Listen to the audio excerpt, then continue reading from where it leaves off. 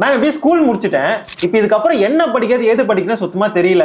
வீட்டில் சுற்றி இருக்கிற எல்லாருமே அதை படி இதை படி மாற்றி மாற்றி கன்ஃபியூஸ் பண்ணிட்டு இருக்காங்க. ஆனால் எனக்கு எது செட் ஆகும்னு எனக்கு தெரியல. கொஞ்சம் அதை ஹெல்ப் பண்ணுறீங்களா? கண்டிப்பா. இப்ப நம்ம ஏஎல்பி லக்னம் என்ன போகுதோ அந்த வீட்டோட நட்சத்திர புள்ளிகள் உங்களுக்கு நடக்கும் ஒன் இயருக்கு.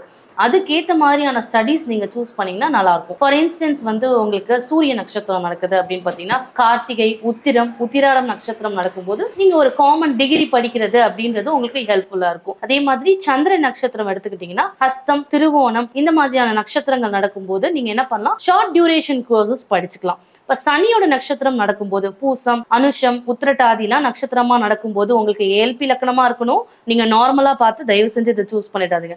ஏஎல்பி லக்னமா இருக்கும்போது நீங்க என்ன பண்ணுங்க, அதே லாங் டியூரேஷன் ஸ்டடீஸ் அப்படின்றது படிக்கலாம். ஆர்கியாலஜி அதே மாதிரி பழமை சம்பந்தப்பட்ட கல்விகளை நீங்க தாராளமா படிக்கலாம். இப்ப ராகு நட்சத்திரம் நடக்குது அப்படின்னு பாத்தீங்கன்னா சுவாதி நட்சத்திரம் நடக்குது, சதய நட்சத்திரம் நடக்குது, திருவாதிரை நட்சத்திரம் நடக்குது உங்களுக்கு ஏஎல்பில அப்படின்னா தாராளமா நீங்க ஏரோநாட்டிக்கல் ஸ்டடீஸ் பண்ணலாம். லேட்டஸ்ட் டெக்னாலஜி ஓரியன்டட் ஸ்டடீஸ் எல்லாம் படிக்கலாம். மீடியா ஓரியன்டட் ஸ்டடீஸ்மே நீங்க தாராளமா சூஸ் பண்ணலாம். அதே மாதிரி பாத்தீங்கன்னா நம்மளுக்கு செவ்வாய் நட்சத்திர புள்ளிகள் நடக்கும்போது நீங்க என்ன பண்ணலாம், சிவில் டிபார்ட்மெண்ட் ரிலேட்டடா ஸ்டடீஸ் சூஸ் பண்ணலாம், ஆர்கிடெக்ட் ஆகலாம். இந்த மாதிரியான விஷயங்கள்லாம் நீங்க சூப்பராகவே பண்ணலாம். ஸோ இந்த மாதிரி நட்சத்திரங்களுக்கு படிப்பு அப்படின்றது இருக்கு. ஆனா கண்டிப்பா 17 ஏஜ் ஆகும்போது இந்த நட்சத்திர புள்ளிகள் போகணும். அப்போ இந்த ஸ்டடீஸை நீங்க சூஸ் பண்ணீங்கன்னா உங்களுக்கு ரொம்ப ஃபேவரபிளா இருக்கும். நன்றி.